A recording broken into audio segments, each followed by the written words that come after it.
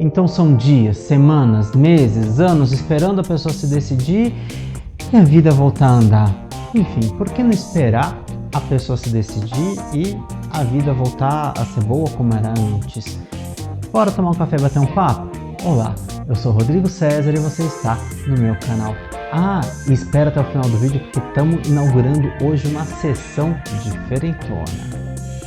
O tempo, a ansiedade, a tristeza, enfim, como é que a gente faz quando uma pessoa está disposta a resolver e a outra precisa de um tempo? Esse desencontro que acaba levando os casais a sofrerem bastante. Um porque está esperando, o outro porque está fazendo o outro esperar, outra pessoa esperar, ou até mesmo porque a outra pessoa, nesse processo de espera, acaba até botando muita pressão e acaba o clima ficando muito mais tenso. Quem é freguês antigo aqui do canal sabe que eu sou psicólogo junguiano, além de ator e dramaturgo, e por isso que eu preciso começar essa conversa trazendo a noção de arquétipo, de complexo e do mito da Penélope com o Odisseu. Arquétipos são formas e formas de comportamento universais, todos nós possuímos os arquétipos, eles fazem parte da nossa estrutura da psique, no nosso inconsciente coletivo. E o arquétipo, ele é uma forma de comportamento, e assim a gente sabe do arquétipo através das imagens arquetípicas, que são os mitos e os contos. Ou seja, a gente tem um arquétipo, que é um comportamento, mas a gente sabe como aquilo se desenrola através de um mito, de um conto. Todo complexo, ele surge de uma carga afetiva muito intensa, então ele constela, ele brota, ele surge, e quando a gente olha o núcleo do complexo, um complexo, por exemplo, de inferioridade, que talvez seja dos mais conhecidos, mas a gente pode falar sobre outros complexos, é sobre isso que a gente vai falar agora, a gente para e pensa, tem um arquétipo ali nesse núcleo desse complexo. Então a gente vai explorar hoje o complexo da espera, mas é um complexo da espera mais profundo, que é o mito da Penélope, o complexo de Penélope, talvez poderemos até nomear dessa forma, mas é um complexo que não atinge só mulheres, atinge homens, atinge todas as pessoas, né? Homens, mulheres, independente de identidade de gênero. E a Penélope, ela era esposa do Odisseu, ou Ulisses. Odisseu na mitologia grega e Ulisses na mitologia romana, que é tipo um Ctrl+C, Ctrl+V da mitologia grega. E a mitologia nos traz a história desses dois. O Odisseu, ou Ulisses, ele precisou ir para a Guerra de Troia, ele foi vencer lá na Guerra de Troia, só que ele demorou muito tempo para voltar, ele teve ali alguns percalços. Por isso que quando a gente fala Odisseia, a gente está se referindo a esse mito do retorno de Odisseu para casa, porque ele leva muitos anos para voltar. E nesse tempo que ele leva para voltar, ninguém sabia se ele estava vivo ou se ele estava morto. Provavelmente estaria morto. E aí as pessoas falavam para Penélope, segue em frente, seu marido morreu, você pode casar de novo, tal. E ela tinha a certeza que ele ia voltar. Batia uma certeza dentro dela e ela sabia que ele iria voltar. Não dava para explicar. E aí ela falou assim, ok, eu vou seguir em frente quando eu terminar de tecer esse sudário para o meu sogro, porque o pai do Ulisses já estava ali meio ruim de saúde. Muito esperta que Penélope o que ela fazia? Ela tinha aquela certeza que Ulisses ia voltar, ou que Odisseu ia voltar. O que ela fazia? De dia ela tecia e de noite, muito sorrateira ali, muito da espertalhona, ela puxava o fio e desfazia tudo aquilo que ela tinha feito. Ou seja, não ia ficar pronto nunca, porque ela tinha no íntimo dela a certeza de que ele ia voltar. E nesse mito, ele volta. Mas o que eu quero chamar a atenção aqui é para quando a gente fica preso nessa espera, às vezes numa esperança de que aquilo vai acontecer e aquilo não acontece. Ou um dia pode até acontecer. A questão não é se vai acontecer ou não. A questão é o quanto que a gente deixa a nossa vida parada e de lado na espera. Só que quando eu falo isso, provavelmente você deve ter pensado assim, fazer a vida andar deve ser se envolver com outra pessoa. Talvez. Existem duas versões ali do mito, pelo menos. Umas dizem que a Penélope ela se envolvia com outras pessoas, mas sabia que Ulisses ia voltar, e outras versões dizem que ela não se envolvia. Por isso que esse mito também retrata sobre a fidelidade. E a fidelidade que a gente pode perceber, às vezes, nesse movimento de espera, né? Quando a gente está num tempo, e nesse tempo não é apenas o tempo onde as coisas vão decantar e se resolver, e sim quando o negócio está parado, não flui, e a nossa vida também fica parada, quando a gente também não faz um movimento de progredir na nossa própria vida, com os nossos projetos, com as nossas coisas todas. E é sobre isso que eu estou falando. Por quê? O mito ele traz a certeza de que Ulisses vai voltar. E às vezes as pessoas elas até vão, por exemplo, nas cartomantes, ou fazem mapa astral, ou pedem para tudo quanto é santo, né, para o retorno. Elas têm dentro delas uma intuição, ou algo diz que a pessoa realmente vai voltar. Ok, pode voltar e pode não voltar. Inicialmente ela até poderia voltar, para quem acredita nessa parte de intuição. Nós, psicólogos junguianos, a gente acredita na função e intuição da psique, sim. Algumas pessoas elas têm esse pensamento de que a pessoa vai voltar, ela tem aquela ideia, aquela certeza, para além de uma imaginação ou de um desejo, ela tem aquela certeza real, mas algo pode mudar no meio do caminho, porque as pessoas são livres, tanto a pessoa que prometeu voltar, ou que talvez fosse voltar, quanto a própria pessoa que está esperando. Alguma coisa pode mudar. Só que quem está esperando geralmente não percebe que a pessoa tem a liberdade de poder escolher essa volta ou não, de ficar presa ou não nessa espera. O problema reside não só na espera muito longa, que amar faz bem, né? Trocar faz bem, se relacionar faz muito bem, mas quando a gente deixa as coisas de lado.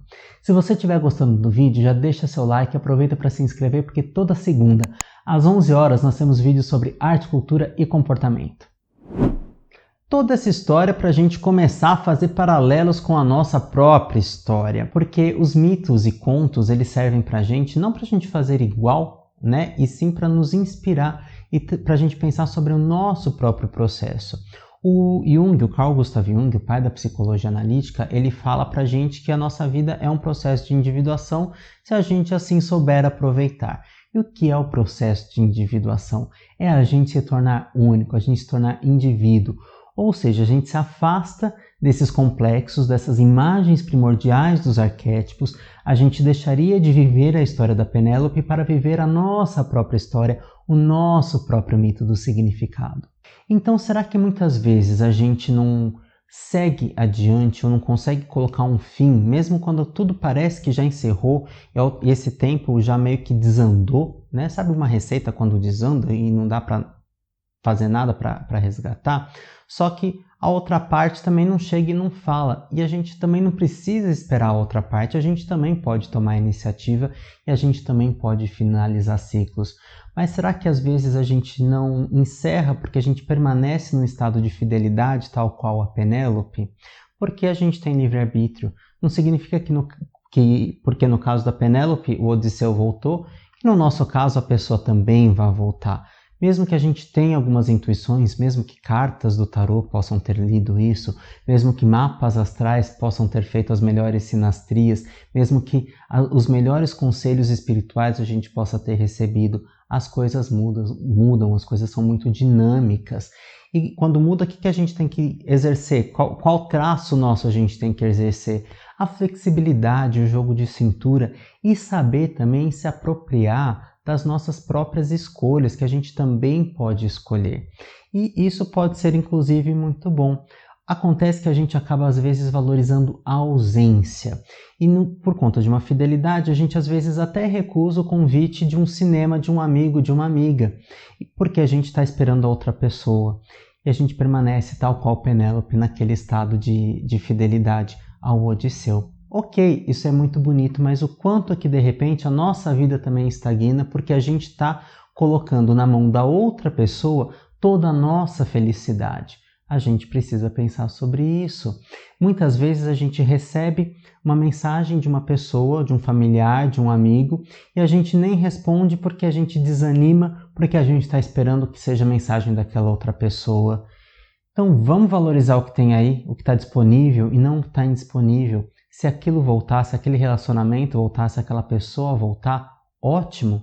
E se a gente já tiver com outra pessoa, a outra pessoa que sambe para reconquistar, ou a gente acaba seguindo até naquele novo relacionamento. As coisas mudam não só para a pessoa, para a gente também. Parece frieza falar assim?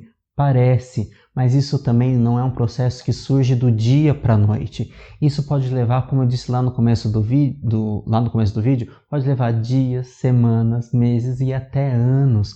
Quantas vezes a gente não percebe pessoas que se arrastam nesse luto, né? Nessa fidelidade e luto, né? Dessa perda, dessa relação por anos a fio e acabam também se abandonando. Então, a minha proposta é que exista, né, que ocorra um resgate de si mesmo, olhar para tudo aquilo que foi deixado de lado, tudo aquilo que foi deixado para trás, mas também tudo aquilo que ainda existe, tudo aquilo que ainda permanece dentro da gente, tudo aquilo que a gente pode construir a partir de agora, quando a consciência vem, quando a retomada de apropriação de si acontece. Lembrando que a culpa, ela pode também nos colocar nesse estado, né, de espera infinita, porque a gente relê mensagens, a gente corre atrás de buscar N motivos para trazer para a gente uma responsabilidade, quando na verdade é o outro que não deseja estar com a gente, é o outro que não precisa estar com a gente, e sim a nossa necessidade, aquilo que a gente precisa.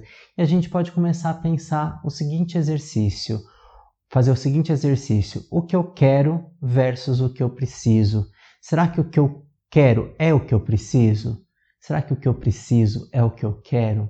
É um questionamento importante.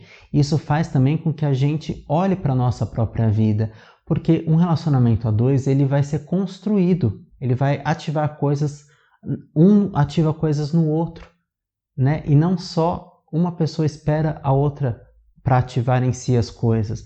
Não, a gente não pode se demorar onde a gente não é bem-vindo, porque é tão gostoso o olho no olho, é tão gostoso a troca, é tão gostosa a troca. Por que a gente vai deixar de lado aquilo porque a outra pessoa ainda está lá presa?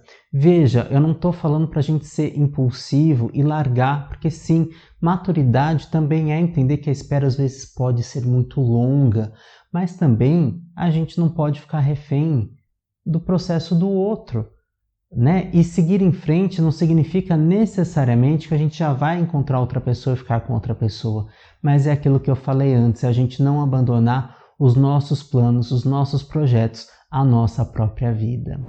E agora eu quero inaugurar um quadro novo aqui no canal, porque esse é um canal sobre arte, cultura e comportamento. Como é que a gente mescla todas essas coisas? Eu sempre coloco na parte de comportamento, eu sempre coloco um pouco de arte, um pouco de cultura. E na parte de cultura e arte, eu também sempre coloco um pouco de psicologia, principalmente a psicologia junguiana, que é a qual eu acredito e sigo na minha profissão, no meu exercício da psicologia. Então, se você percorrer pelo canal, fica o convite também, né, para você dar uma percorrida pelo canal, você vai ver que, por exemplo, eu estou falando de Clarice Lispector, mas eu também estou falando do abandono de idosos e também estou falando da importância da vacina como um pacto coletivo. Se você percorrer, por exemplo, o livro o vídeo sobre histórias de Amir, sobre a história de Amir, você vai perceber que eu também estou falando sobre diversos arquétipos. Aqui eu também trago a temática LGBTQIA+, muito forte pelo canal, então fica o convite para você passear pelo canal, mas também fica aqui a minha dica. Este é o quadro, a dica. Por quê? Eu quero trazer uma dica para vocês. Vocês conhecem o podcast Pode Provocar, do meu querido amigo Tadeu Ramos? Lá ele traz diversos bate-papos e ele está no Anchor e no Spotify e também aqui no próprio YouTube. Eu vou deixar o link aqui na descrição. Lá ele faz diversos bate-papos com diversas pessoas muito interessantes, inclusive comigo. Sim, estou fazendo um alto jabá, mas principalmente a propaganda desse trabalho maravilhoso do meu querido amigo. Comenta aqui embaixo se você gostou do vídeo, se você já tinha pensado sobre esses aspectos, que mais que você pode contribuir com o nosso pensamento, com a nossa conversa aqui nesse vídeo. E também, se você sabe de alguém que está precisando deste vídeo, encaminha para essa pessoa, porque pode ajudar bastante. Eu deixo aqui na descrição do vídeo também o link das minhas redes sociais. E deixa seu like, porque também ajuda a fortalecer o canal. Um grande abraço e até o próximo vídeo. Tchau!